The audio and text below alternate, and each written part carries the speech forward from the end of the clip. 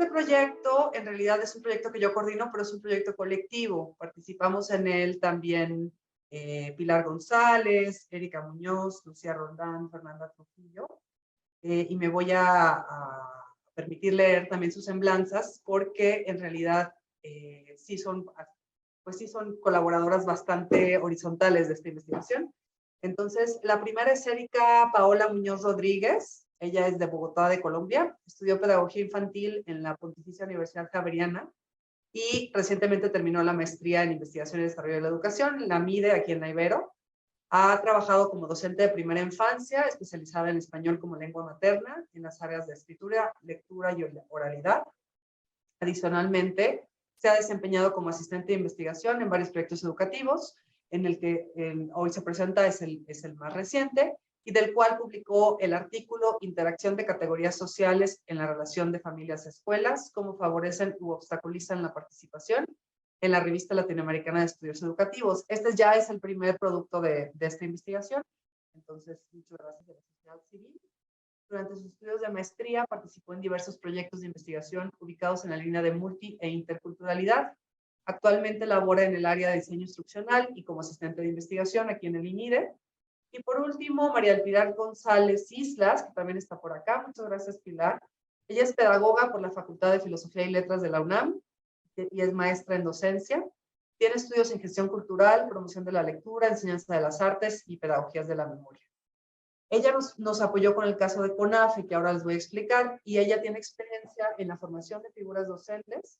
Ha trabajado también en nivel secundaria y en actividades vinculadas al desarrollo cultural y a la enseñanza de las artes a nivel nacional y estatal.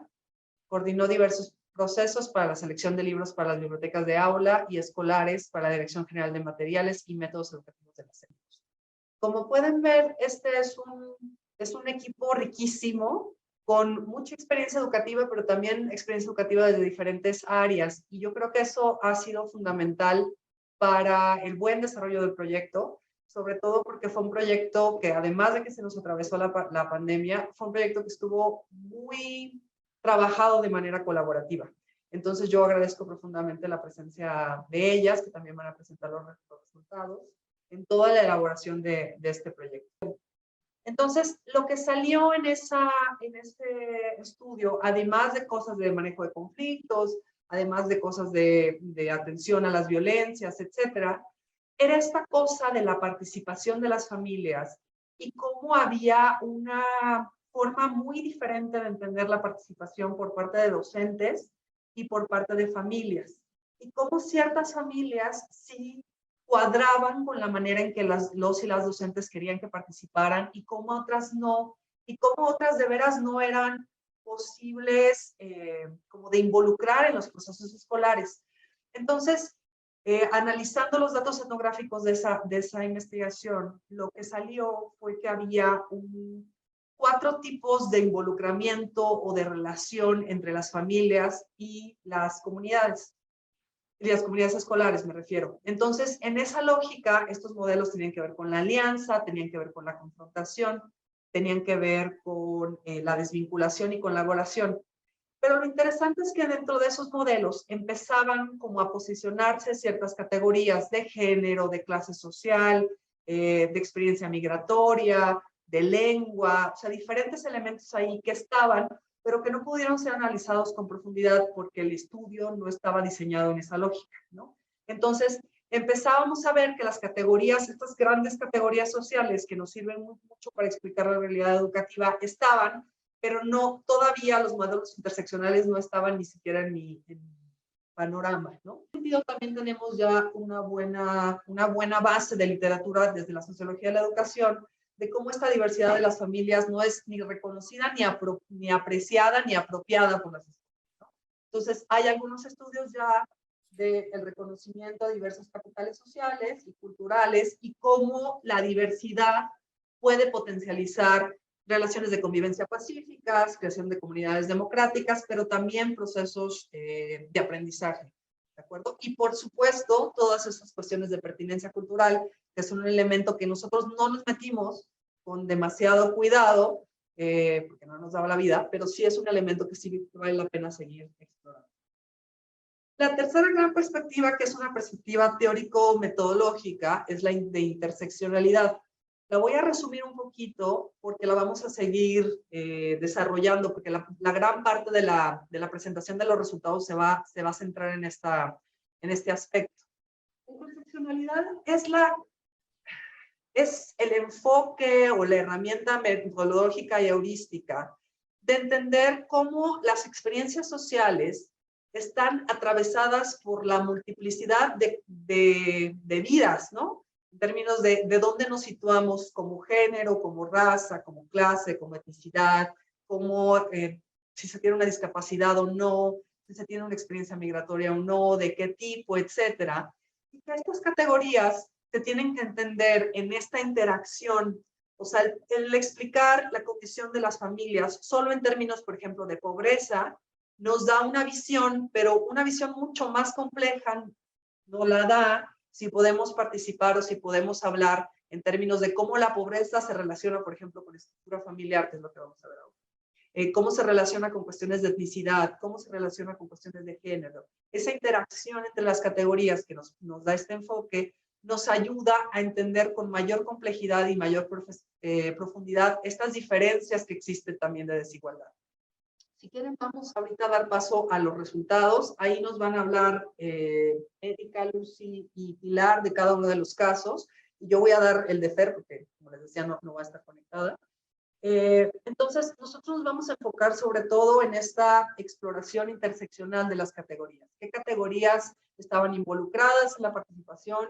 ¿En qué medida? ¿Qué características tenían dependiendo? Cuando asumen responsabilidades en el hogar y además pues están con este acompañamiento del pedagógico y escolar que con la pandemia aumentó. Como decía Cris, las familias se volvieron primordiales en el acompañamiento pedagógico durante la pandemia.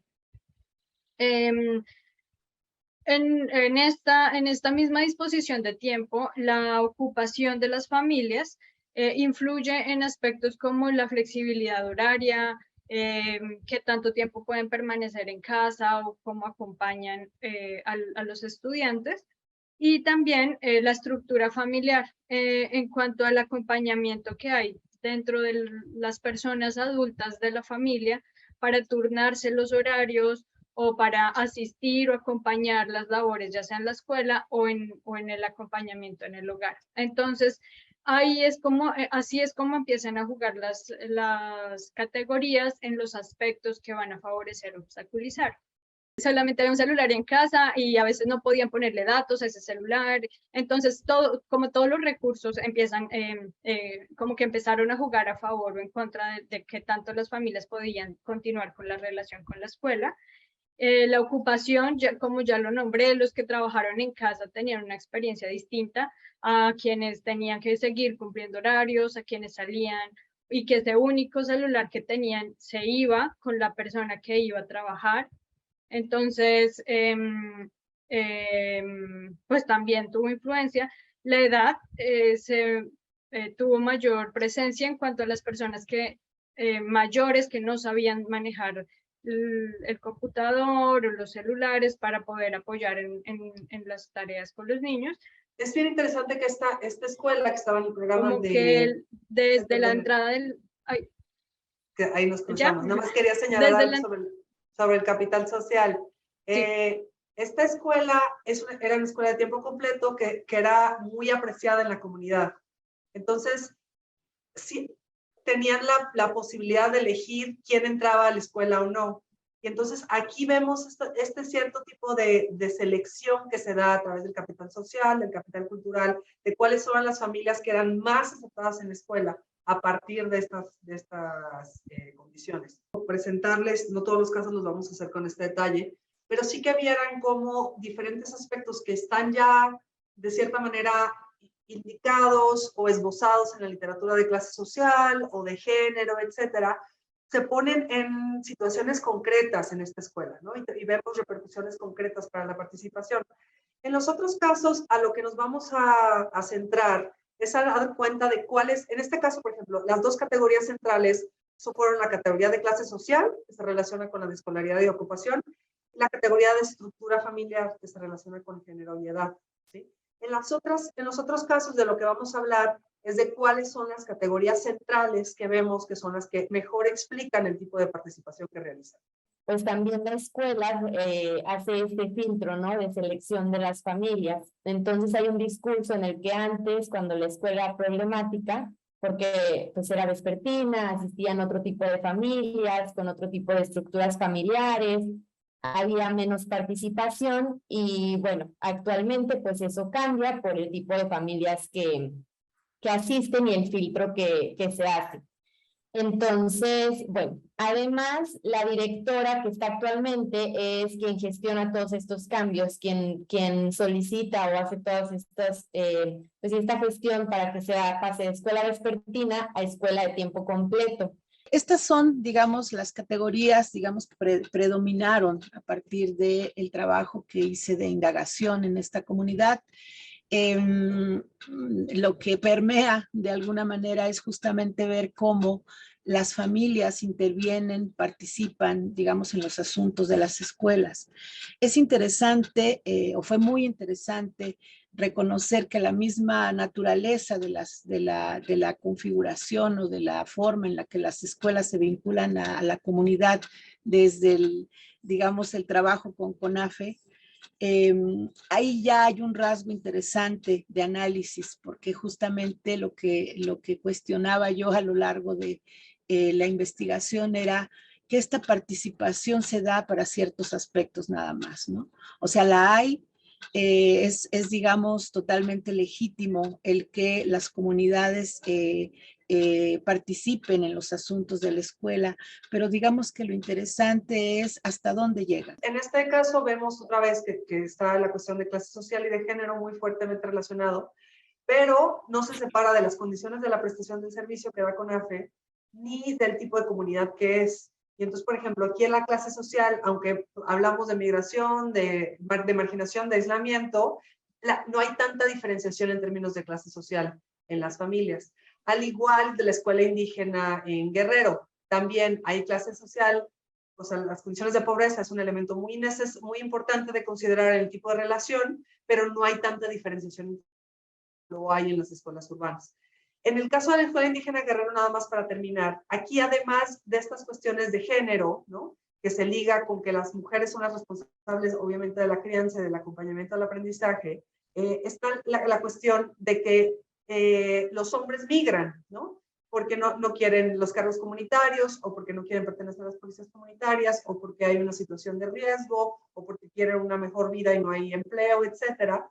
Pero todo esto está metido en la lógica también de etnicidad, ¿no? O sea, la mayoría de la escuela habla náhuatl, pero la escuela no es o sea, no tiene profes que hablen náhuatl. Entonces, lo que pasó en la pandemia es que se interrumpió el servicio.